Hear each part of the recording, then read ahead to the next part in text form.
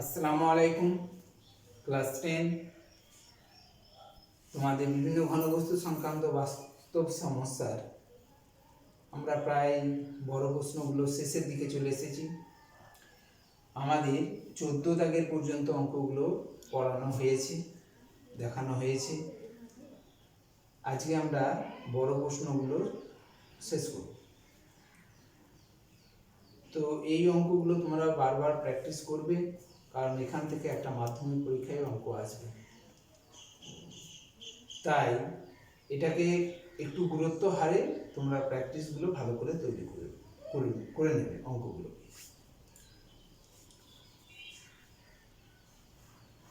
আমরা আগের দিনকে 14 দাগের অঙ্ক পর্যন্ত করেছি, আজকে আমরা 15 দাগের অঙ্কটাই আসছি। 15 দাগের অঙ্কটা একটু করছি, একটু ভালো করে দেখো। এই অঙ্কটাও আমাদের মাধ্যমিক পরীক্ষায় অনেকবারই এসেছে। 1 সেমি পুরু একটি সীসার পাতের 1 সেমি পুরু সীসার পাতের তৈরি একটি ফাঁপা গোলকের বাইরের দিকের ব্যাসার্ধটা হচ্ছে 6 সেন্টিমিটার। তাহলে 1 সেমি পুরু বলেছে, তাহলে ভিতরের দিকের ফাঁপা গোলক মানে কি? তার ভিতরের দিকে ব্যাসার্ধ আছে আর বাইরের দিকে ব্যাসার্ধ আছে। তাহলে 1 সেমি পুরু বলা আছে, তাহলে বাইরের দিকে ব্যাসার্ধ যদি 6 সেমি হয়, তাহলে ভিতরের দিকে ব্যাসার্ধটা হবে, তাহলে 1 সেমি পুরু আছে, তার মানে 1 সেমি কম হবে, অর্থাৎ 5 সেমি। গোলকটিকে গলাবো, তাহলে অর্থাৎ ফাঁপা গোলকটির আয়তন বার করতে হবে। দৈর্ঘ্যের 2 সেমি দৈর্ঘ্যের ব্যাসার্ধের একটি নিরেট লম্ববৃত্তাকার দণ্ড তৈরি করব, অর্থাৎ লম্ববৃত্তাকার চোঙ যার ব্যাসার্ধের দৈর্ঘ্য 2 সেমি আর দণ্ডটির দৈর্ঘ্য অর্থাৎ উচ্চতাটা নির্ণয় করতে হবে। তাহলে আমাদেরকে দেখো, যে ফাঁপা গোলকটি আছে সেই ফাঁপা গোলকটির আমাদের বহিঃব্যাসার্ধ অন্তঃব্যাসার্ধ আমাকে বার করতে হবে। দেখো, ফাঁপা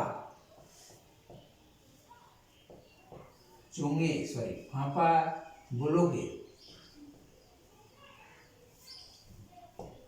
বহিঃব্যাসার্ধ বা বাইরের দিকে ব্যাসার্ধ মানে বহিঃব্যাসার্ধ দিয়ে আছে কত? এই বহিঃব্যাসার্ধটাকে আমরা মনে করব বড় আর। বহিঃব্যাসার্ধ বড় আর, আর অন্তঃব্যাসার্ধ হলে ছোট আর। তাহলে ফাঁপা গোলকের বহিঃব্যাসার্ধ আর কত দিয়ে আছে? দেখো, দিয়ে আছে বাইরের দিকে ব্যাসার্ধ বলেছে, বাইরের দিকে ব্যাসার্ধ মানে বহিঃব্যাসার্ধ। তাহলে বহিঃব্যাসার্ধটা কত? 6 সেমি। তাহলে অতএব ফাঁপা গোলকের অন্তঃব্যাসার্ধ কত হবে? অন্তঃব্যাসার্ধ ছোট আর ধরলাম, এটা সমান কত না, দেখো, যে পাতটা দিয়ে আমরা ফাঁপা গোলকটি তৈরি করেছি সেই পাতটা 1 সেন্টিমিটার পুরু। তাহলে 1 সেন্টিমিটার বেধযুক্ত বা 1 সেন্টিমিটার পাত দিয়ে যেটা তৈরি করা হচ্ছে, তার মানে ভিতরের দিকে পাতটা কি হবে? 1 সেন্টিমিটার, ব্যাসার্ধটা 1 সেন্টিমিটার কমে যাবে, অর্থাৎ পাতটি যতটা পুরু আছে অন্তঃব্যাসার্ধ সেরকম হারেই কমে যাবে।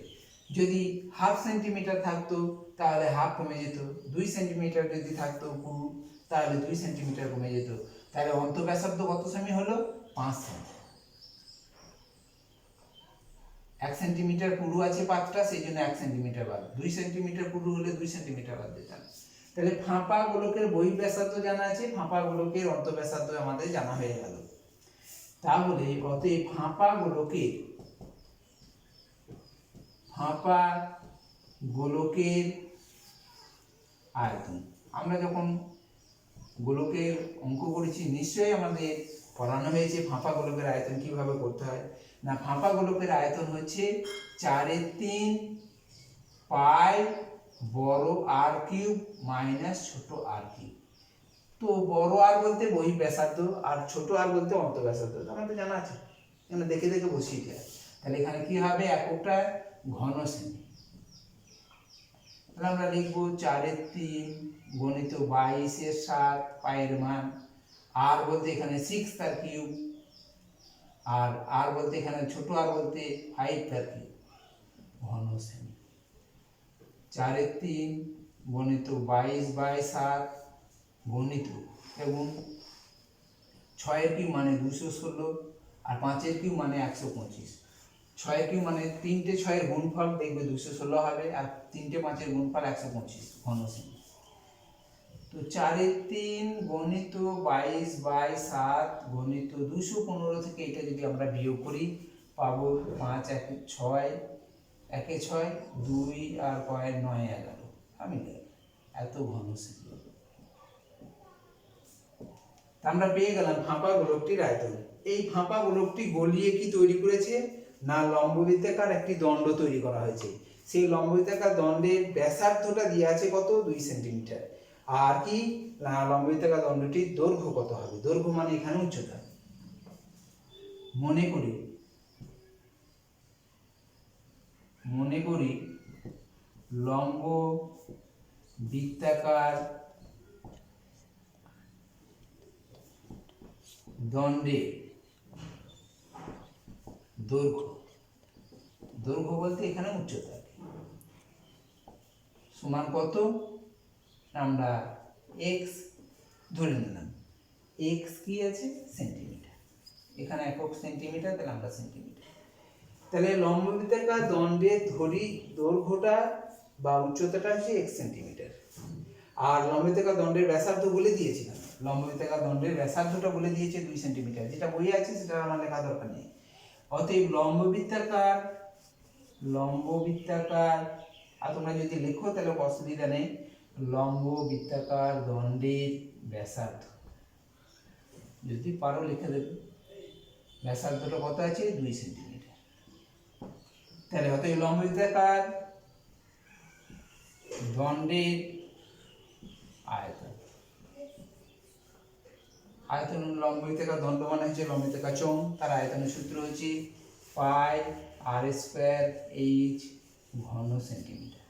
একক এখানে ঘন সেন্টিমিটার হবে, পাই মানে 22/7, আর বলতে এখানে কত, আর বলতে ব্যাসার্ধটা 2 স্কয়ার ইন্টু h বলতে কত আমার জানা নেই, x ঘন সেন্টিমিটার।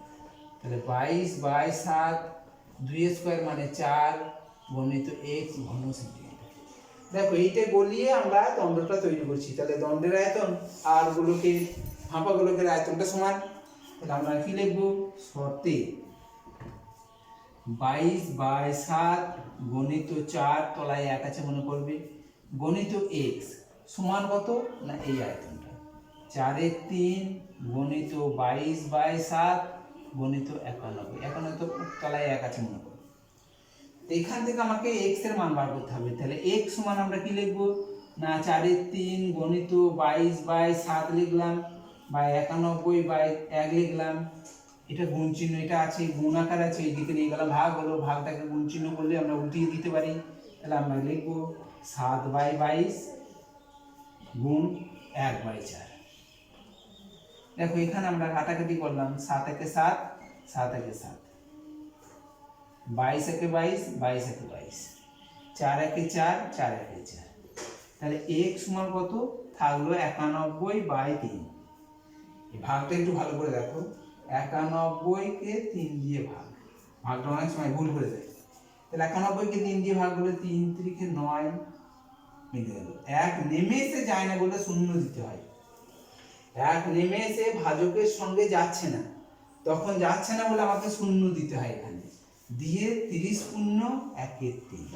এইখানটা অনেক মেয়ে লিখে ফেলে 3 পূর্ণ 1/3, এইটা সেই জন্য দেখানো, ওগুলো কিছু কাজ নেই। 3 পূর্ণ 1/3 যদি হয় তাহলে সে তো 10/3 হবে, 10/3 মানে 3 পূর্ণ 1/3। তাহলে 91 কে যদি 3 দিয়ে ভাগ করি তাহলে 3 পূর্ণ 1/3 হবে না, অর্থাৎ তখন আমাকে কি লিখতে হচ্ছে, আমরা ভাগটা বুঝাতে পারলাম নিশ্চয়ই। তাহলে আমরা এখানে কি লিখবো যে x সমান কত, সমান 30 পূর্ণ 1/3। এই x এর মান 30 পূর্ণ 1/3, x টা আমরা কি ধরেছি, x টা কি সরি এখানে ধরেছি কি সেন্টিমিটার। অতএব এখানে লিখব দণ্ডটির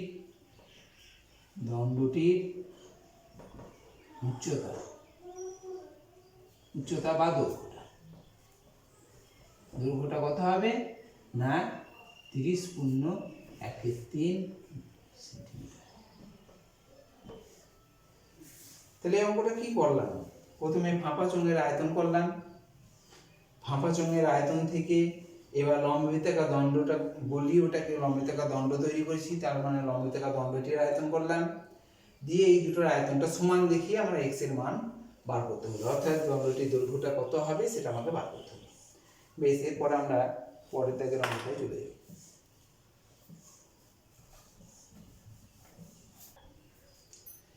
এরপরে দেখো আমাদের 16 দাগের যে অঙ্কটা আছে সেটা আগে আমরা একটু চিত্রটার সঙ্গে পরিচিত হব।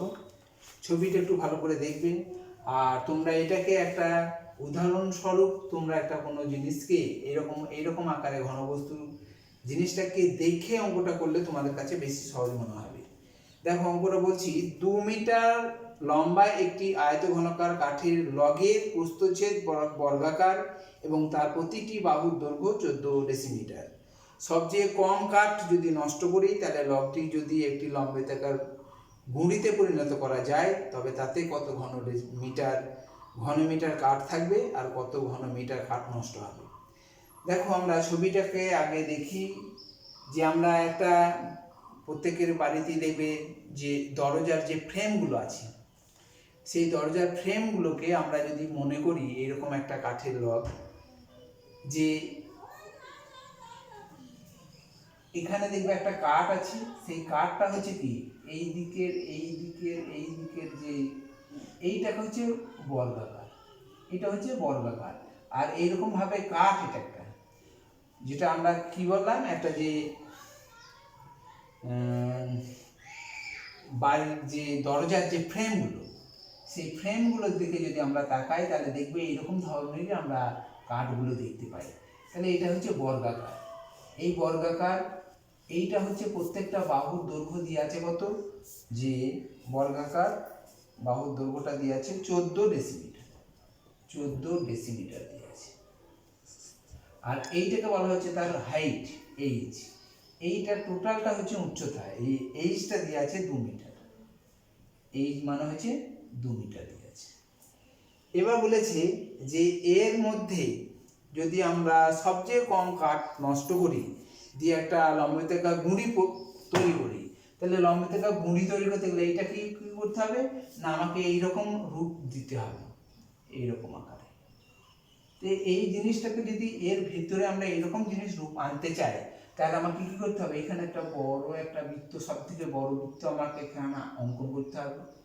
সেই বৃত্ত অঙ্কন করার পর এদিকেও একটা ওইরকম ধরনের বড় বৃত্ত অঙ্কন করে কি করব, এই বড় বৃত্তাকার, এইদিকে বড় বৃত্তাকার আর এইদিকে বড় বৃত্তাকার, এইগুলো আমরা একটু একটু করে যোগ করে দিলাম আর এটাকে যোগ করে দিলাম, বাকি কাঠটাকে আমরা কি করলাম কেটে ফেলে দিলাম। তাহলে ভিতরে এইরকম ভাবে আমরা একটা লম্বায়িতাকার দণ্ড পেয়ে যাব বা লম্বায়িতাকার চোঙ এইরকম আকারে পেয়ে যাব জিনিসটা। সেই ভিতরের আয়তনটা তোমাকে বার করতে বলেছে, আর কতটা কাঠ নষ্ট করলে আমরা এরকম ভিতরের যে লম্বায়িতাকার দণ্ডটা পাবো সেটার আয়তন বার করতে বলেছে, আর কাঠটি থেকে কত কাঠ নষ্ট হচ্ছে সেটা আমাকে বার করতে বলেছে। এবার আমরা দেখি যে এর মধ্যে যে সবচেয়ে বড় যে আমরা লম্বায়িতাকার দণ্ডটা কাটতে পারবো তার দিকে দেখো যে ব্যাসের দৈর্ঘ্যটা, বৃত্তে যে ব্যাসের দৈর্ঘ্য, এটা ব্যাসের দৈর্ঘ্য, এই বৃত্তের ব্যাসের দৈর্ঘ্যটাই হচ্ছে এই লম্বায়িতাকার যে লগটি আছে, কাঠের লগটি আছে, সেই কাঠের লগটির বাহুর দৈর্ঘ্যটাই হচ্ছে বাহুর দৈর্ঘ্যটাই দেখো এখানে কিসের না ওই লম্ববৃত্তাকার দণ্ডের ভূমির ব্যাসের দৈর্ঘ্য, অর্থাৎ ভূমি ব্যাসের দৈর্ঘ্যটা হচ্ছে ওই কাঠের লগটির বাহুর দৈর্ঘ্যের সমান। এবার আমাকে একটু খেয়াল রাখতে হবে, একটা একক মিটার আছে, একটা একক ডেসিমিটার আছে। এটা খুব, এই অঙ্কগুলো করার সময় কিন্তু আমাদের খুব মনে রাখতে হবে ভালো করে যে এককগুলো একই এককে আছে কিনা। এখানে মিটার, এখানে ডেসিমিটার, তাহলে আমি ডেসিমিটার করব না মিটার করব, এটা নিয়ে আমাকে একটু দেখতে হবে। তো এখানে দেখো যে বলে দিয়েছে যে কত ঘন মিটার কাঠ থাকবে, কত ঘন মিটার কাঠ নষ্ট হবে। তাহলে এককটা তোমাকে নির্ভর করতে হচ্ছে যে উত্তরটা কিসে দিয়ে আছে, উত্তরটা ঘন মিটারে বলেছে চাইছে তোমার কাছে, তাহলে আমাকে নিশ্চয়ই ডেসিমিটারটাকে মিটার করতে হবে। তাহলে কাঠের লগের, এবার আমরা দেখি কাঠের লগের প্রস্থচ্ছেদের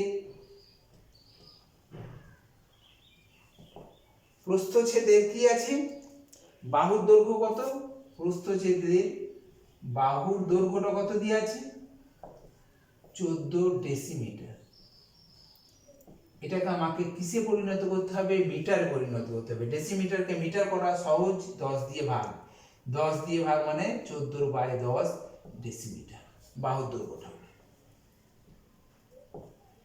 এবার দেখো যে আমরা কাঠের লগের প্রস্থ যে বাহুর দৈর্ঘ্যটা এত, আবার কাঠের লগের তোমার দৈর্ঘ্যটা কত দিয়ে আছে, দৈর্ঘ্য মানে এখানে দৈর্ঘ্য মানে হচ্ছে উচ্চতাটা, উচ্চতাটা দিয়ে আছে 2 মিটার।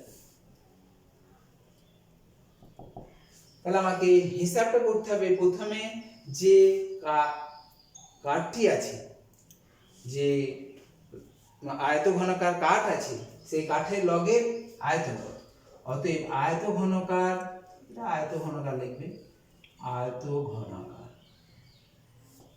আয়তঘনকার কাঠের লগের প্রস্থচ্ছেদের বাহুর দৈর্ঘ্য এত ডেসিমিটার আছে, আমরা মিটার করলাম, 10 দিয়ে ভাগ করে মিটার করলাম। আর কাঠের লগের দৈর্ঘ্য বা উচ্চতাটা দিয়ে আছে 2 মিটার। এখানে একটা টোটালটা হচ্ছে হাইট মানে এইচ, উচ্চতা দিয়ে আছে। তাহলে আয়তঘনকার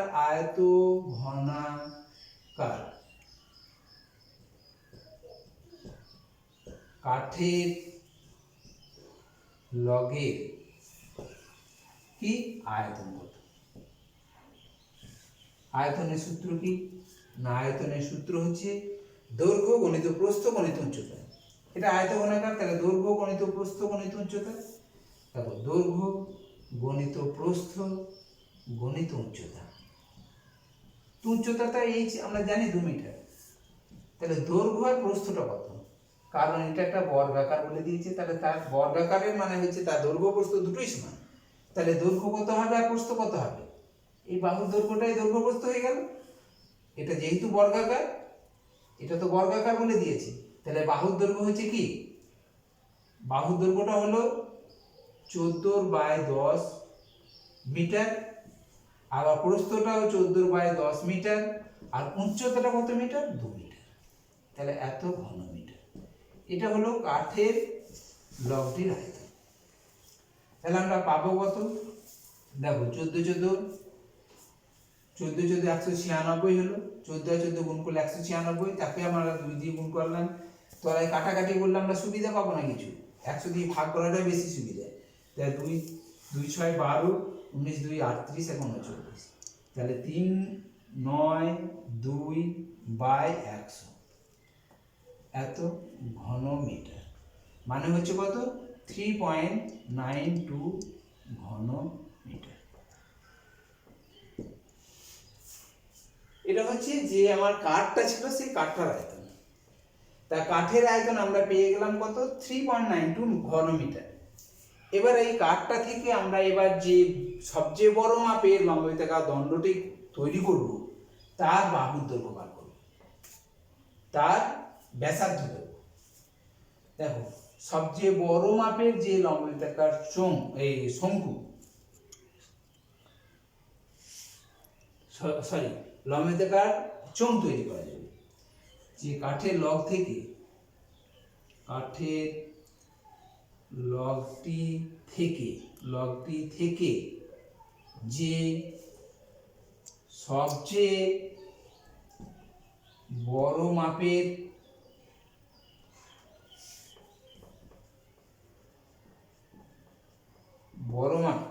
কাঠের লগটি থেকে যে সবচেয়ে বড় মাপের চোঙ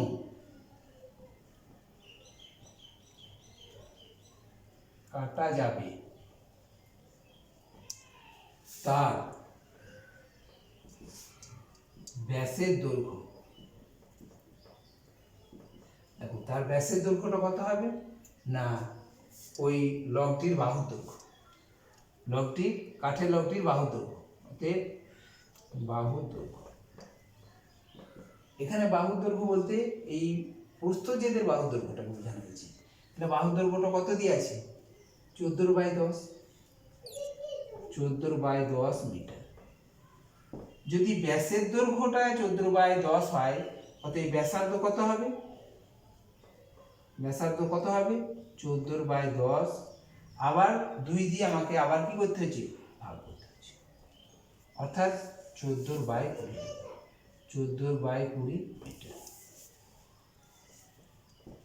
দেখো তাহলে কাঠের লগটি থেকে সবচেয়ে বড় মাপে যে চোঙটা কাটা যাচ্ছে তার ব্যাসের দৈর্ঘ্যটা হচ্ছে এই লগটির বাহু দৈর্ঘ্য। এখানে লগটি লিখে দেবে, লগটির বাহু দৈর্ঘ্য মানে কাঠের লগের বাহু দৈর্ঘ্য। তাহলে বাহু দৈর্ঘ্য তো আমরা জানি কত 14/10, 14/10 লিখলাম। তাহলে ব্যাসার্ধটা আবার 2 দিয়ে ভাগ করতে হচ্ছে, মানে 14/20 মিটার হয়ে গেল। এবার কাঠের লগটির উচ্চতা কত, অর্থাৎ চোঙের যে সবচেয়ে বড় মাপের চোঙ কাটা যাবে তার ব্যাসার্ধটা হচ্ছে 14/20 আর উচ্চতাটা কত, উচ্চতা সমান 2 মিটার, উচ্চতাটা 2 মিটার।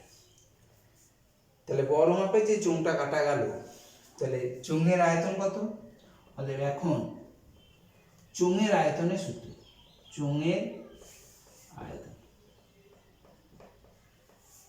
সমান আমরা জানি পাই r²h। পাই বলতে 22/7, আর বলতে এখানে কত, আর বলতে এখানে ব্যাসার্ধটাকে বোঝা যাচ্ছে 14/20, 14/20² ইন্টু এইচ বলতে কত উচ্চতা মানে 2 মিটার, তাহলে ঘন মিটার। দেখো এবার আমরা এখান থেকে আমরা এখানে আসি, এখান থেকে আমরা এখানে আসি 22/7 গণিত 14² মানে হচ্ছে 14 গণিত 14 লিখে দেবে, বাই 20 মানে 20 গণিত 20 হবে, স্কয়ার দিয়ে আছে, আর এইচ হচ্ছে 2 ঘন মিটার। একটু কাটাকাটি করি, 7 × 7, 7 × 2 14, 2 × 1 2, 2 × 10 20, এখানে 2 × 10 20 কাটা, আর কাটবো না, নিচেই 10 10 100 আছে আমার সুবিধা পাবোর জন্য। তো আমরা 22 আর এখানে উপরে থাকলে 14, তাহলে 22 আর 14 আমরা গুণ করলাম, 4 × 2 8, 4 × 2 8, 2 2 8 0 3, তাহলে 308, 308/100 ঘন মিটার সমান হবে 3.08 ঘন মিটার। অর্থাৎ যে সবচেয়ে বড় মাপের যে আমরা চোঙটা তৈরি করতে পারবো তার আয়তনটা হবে 3.08 ঘন মিটার। তাহলে মোট আয়তন ছিল কাঠটার, যে কাঠের লগটি ছিল তার আয়তনটা ছিল কত 3.92 ঘন মিটার।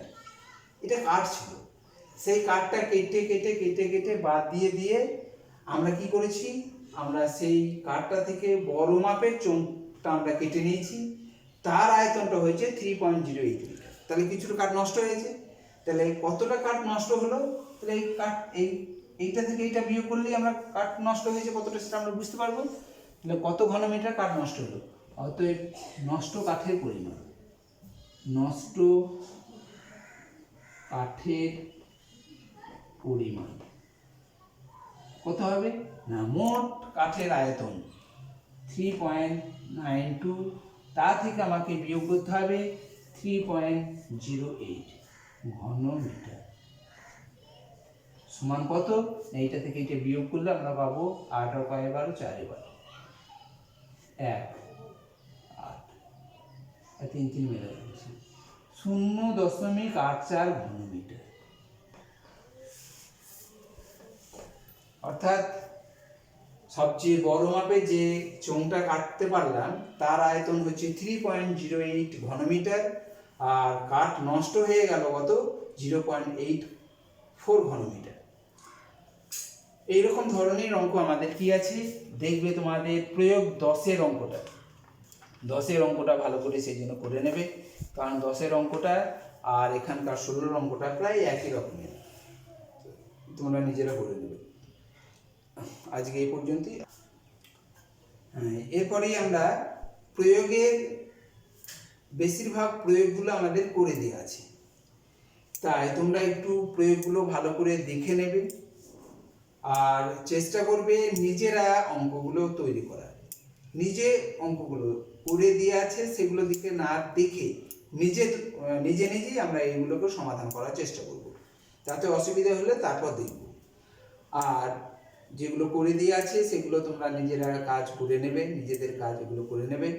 আর আমরা প্রয়োগ 3 এবং 5 এই দুটোর মধ্যে আমরা একটা 5-এরটাকে আমরা করে দিচ্ছি, তোমরা 3-এরটা তোমরা নিজেরা চেষ্টা করবে। আর এরপরেই আমরা এই চ্যাপ্টার বড় প্রশ্ন নিয়ে আর আলোচনা করব না। বাকি অঙ্কগুলো তোমরা নিজেরা তৈরি করে রাখবে, উদাহরণের অঙ্কগুলো নিজেরা তৈরি করে রেখে দেবে। তাতে কোনো অসুবিধা হলে বলবে, তার সমাধান করার চেষ্টা করব। আজকে আমরা প্রয়োগ 5-এর অঙ্ক, পেজ নাম্বার 262 এই অঙ্কটা আমরা একটু করব। দেখো এখানে বলেছে 28 সেন্টিমিটার দৈর্ঘ্যের ব্যাস বিশিষ্ট, ব্যাস দিয়েছে, খেয়াল রাখতে হবে, এইটা অনেকেই ভুল করে ফেলে, ব্যাস দিয়েছে ওই দিয়েই অঙ্ক করে দেয়, ব্যাসার্ধ বলুন না। বেশ, তাহলে এটা খেয়াল রাখবে, ব্যাস দিয়েছে না ব্যাসার্ধ। ব্যাসার্ধ দেওয়া থাকলে কিছু করার দরকার নেই। আর কিন্তু ব্যাস দেওয়া থাকলে ব্যাসার্ধটা নির্ণয় করতে হবে, কারণ প্রত্যেকটা সূত্রেই ব্যাসার্ধটাকে দিয়েই কাজ করতে হয়। কিছু জল আছে, তাতে সমান ব্যাসে 3টি নিরেট লোহার গোলক সম্পূর্ণ ডুবিয়ে দেওয়া হলো। ডুবিয়ে দেওয়া মানেই হচ্ছে কি, জলতলটা কিছুর উপর উঠে আসবে। গোলকগুলো ডুবানোর আগে জলতলের যে উচ্চতা ছিল, গোলকগুলো ডুবানোর ফলে জলতলের উচ্চতা 7 সেন্টিমিটার বৃদ্ধি পেয়েছে।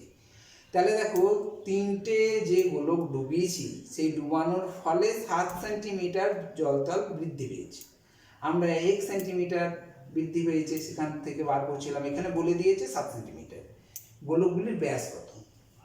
তাহলে আমাদের একটা ছবি দেখো একটু, যে আমরা একটা লম্বিতাকার চোঙ নিলাম, সেই চোঙের মধ্যে এই পর্যন্ত জল ছিল, ধরলাম এই পর্যন্ত জল ছিল, এই লেভেলে জল ছিল, এখানে ছিল 3টে গোলক আমরা ডুবিয়েছি। ডুবানোর ফলে কি হয়েছে, জলতল তো এখানে থাকবে না, তার লেভেলটা একটু উপর দিয়ে উঠে যাবে। তো এই লেভেলটা আমরা এতক্ষণ ধরছিলাম যে কতটা জলতল উঠবে, কিন্তু এখানে বলে দিয়েছে যে জলতলটা 7 সেন্টিমিটার এখানে উঠে পড়েছে। তাহলে গোলকগুলো ডুবানোর ফলে আমরা ধরছিলাম আগে 1 সেন্টিমিটার জল উঠবে, কিন্তু এখানে বলে দিয়েছে যে লেভেল ছিল জলের, সেই লেভেল থেকে 7 সেন্টিমিটার উপরে উঠে এসেছে। বেশ, ঠিক আছে। এরপর আমরা তাহলে আমাকে কি করতে হবে না, এইরকম ধরনের অঙ্কগুলোতে আমরা কি করে থাকি না, কতটা উঠে এলো জলের আয়তনটা বার করি, আর যে কটা নিমজ্জক অর্থাৎ যে ঘনবস্তুগুলো ডোবানো হলো তার আয়তনটা নির্ণয় করি, দিয়ে সমান করি। তো এখানেও সেই একই রকমই অঙ্ক করব। তো আমাদের প্রথমেই তাহলে আমরা কি করব না,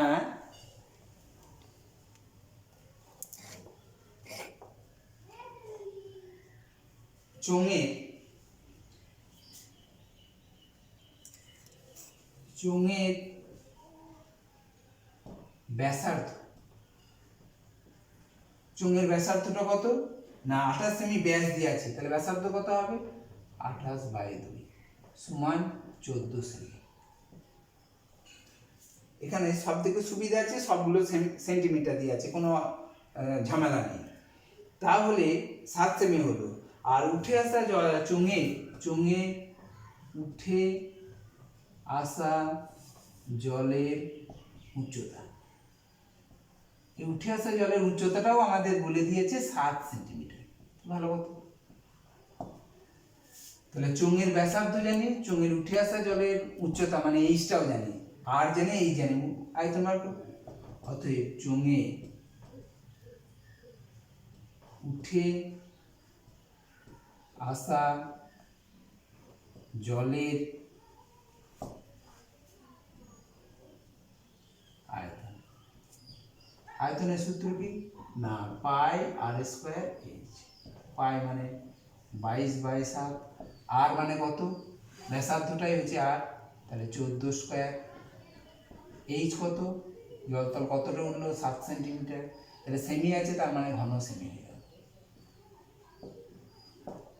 ঠিক, তাহলে আমরা এখানে কি লিখবো, 22/7 গণিত 14 গণিত 14 গণিত 7 ঘন 7 7, তাহলে 22 গণিত 14 গণিত 14 ঘন সেমি। বেশ, তাহলে চুঙে উঠে আসা জলের আয়তনটা হচ্ছে 22 গণিত 14 গণিত 14 ঘন সেন্টিমিটার। এখানে আমরা গুণ করা দরকার নেই, আমরা আবার কাটাকাটি করতে হবে, তাহলে এরকম ভাবেই লিখে দেবে। তাহলে এই উঠে আসা জলের আয়তনটা কার, সমান মাপের তিনটে যে গোলক ডুবানো হয়েছে, তাহলে তিনটে গোলকের আয়তনটাই হচ্ছে এইটা। আমার দেখো গোলকের ব্যাসার্ধ আমাদের জানা নেই, গোলকগুলির ব্যাসের দৈর্ঘ্য নির্ণয় করো। তাহলে আমরা মনে করি গোলকে, প্রতিটি গোলক প্রত্যেকটা গোলকেরই ব্যাসার্ধ সমান, ব্যাসের দৈর্ঘ্য একই। তাহলে প্রতিটি গোলকের ব্যাসার্ধ সমান x সেমি, লিখে দাও x সেমি। তাহলে ব্যাসার্ধটা কি, আর সাধারণত 8 ধরে আমরা করি, আমাদের জানা নেই, সেটা 1 সেন্টিমিটার ধরে নিলাম। অতএব প্রতিটি গোলকের আয়তন কত, আয়তনের সূত্র আমরা জানি যে 4/3 পাই আর কিউব। আর বলতে ব্যাসার্ধ মানে এখানে x আছে, আর ধরেও করতে পারো, কোনো অসুবিধা নেই, আর ধরলেও হবে। 22/7 ইন্টু x তার কিউব ঘন সেমি। তাহলে কটা গোলক, এক একটা, প্রতিটি মানে এক একটা, তাহলে একটি গোলকের আয়তন এটা। কটা গোলক ডুবিয়েছি, 3টি গোলক। অতএব 3টি গোলকের আয়তন সমান কত, 4/3 গণিত 22/7 গণিত x কিউব গণিত 3টে গোলক বলে 3টি ঘন সেমি। দেখো এই 3 আর এই নিচে 3 কাটলাম, তাহলে উপরে কি পড়ে থাকলো, 4 22 আর x কিউব, 4 গণিত 22 গণিত x কিউব, আর তলায় থাকলো 7 বা এটা গণিত x কিউব। 4 গণিত 22/7, 4 গণিত 22/7 গণিত x কিউব ঘন। তাহলে এই তিনটে গোলকের আয়তন মানে তো উঠে আসা জলের আয়তনের সমান। তাহলে আমরা শর্তে কি লিখবো, শর্তে লিখবো 4 গণিত 22/7 গণিত x কিউব মানে হচ্ছে এই গোলকের, এটা উঠে আসা জলের আয়তন মানে হচ্ছে তিনটে গোলকের আয়তন, অর্থাৎ 22 গণিত 14 গণিত 14, 22 গণিত 14 গণিত 14। এখানে ঘন সেন্টিমিটার, এখানে ঘন সেন্টিমিটার, এমনিতেই কেটে যাবে। এখান থেকে আমাকে x এর মান বার করতে, x কিউব বার করতে হচ্ছে, x কিউব, এখানে x থাকলে x বার করছিলাম, x স্কয়ার থাকলে x স্কয়ার বসিয়ে দেবো, আর এখানে x কিউব আছে, তাহলে x কিউবের মান বার করব। তাহলে 22 গণিত 14 গণিত 14, আর এটা গুণ আকারে আছে, ওইদিকে গেলে ভাগ হয়ে যাবে, তার মানে উল্টে যাবে, তার মানে উপরে 7 আর নিচে 4 গণিত 22। দেখো 22 কেটে দাও, 22 এখানে 22 কেটে দিলাম, 4 মানে হচ্ছে কি 2 2 4, 7 2 14, 2 1 2, 7 2 14। তাহলে x কিউব মানে হচ্ছে 7 গণিত 7 গণিত 7, তিনটে 7 আছে, তাহলে x কিউব মানে হচ্ছে আমরা লিখতে পারি 7 গণিত 7 গণিত 7 মানে 7 এর কিউব। দেখো পাওয়ার, এখানে পাওয়ার একই আছে, পাওয়ার উঠে গেল, তাহলে x সমান কত হলো 7, এগুলো সবই বা লিখবে। তাহলে x সমান 7, xটা কি ধরেছি আমরা, ব্যাসার্ধ ধরেছি। তাহলে প্রতিটি গোলকের ব্যাসার্ধ কত হলো 7 সেমি। তাহলে প্রতিটি গোলকের ব্যাসার্ধ 7 সেন্টিমিটার, চেয়েছে কি না ব্যাসের দৈর্ঘ্য, অতএব প্রতিটি গোলকের ব্যাস সমান কত হবে, ব্যাসার্ধ ডবল, মানে 2 দিয়ে গুণ করলে পেয়ে যাব 14 সেমি। অর্থাৎ প্রতিটি গোলকের ব্যাস হচ্ছে 14 সেন্টিমিটার উত্তর হবে। তো আমরা এরকম ধরনের অঙ্ক আমাদের অনেক উদাহরণে আছে, সেগুলো আমরা নিজেরা সমাধান করব। আর আমরা পরের দিনকে আমরা এই চ্যাপ্টার শর্ট প্রশ্ন নিয়ে আলোচনা করব। বড় প্রশ্ন তোমরা যেগুলো পড়ানো হয়েছে সেগুলো ভালো করে তৈরি করবে, আর উদাহরণে যে সমস্ত প্রয়োগের অঙ্কগুলো আছে সেই সমস্ত প্রয়োগের অঙ্কগুলো তোমরা ভালো করে রেডি করবে। কারণ এই জায়গা থেকে তোমাকে খুব ভালো করে প্র্যাকটিস করে এই জায়গাটাকে ভালোভাবে তোমাকে তৈরি করে রাখতে হবে, কারণ এখান থেকে তোমাদের অবশ্যই একটা মাধ্যমিকের পরীক্ষায় আসবে। তাই নিজেকে এটাকে প্র্যাকটিস করে নিজেকে তৈরি করে রাখতে হবে। আর বড় প্রশ্নগুলোকে ভালো করে তৈরি করবে, 4 নম্বর থাকবে। আর শর্ট প্রশ্ন পরের দিন আমরা আলোচনা করব। আজকে এই পর্যন্তই। আসসালামু আলাইকুম।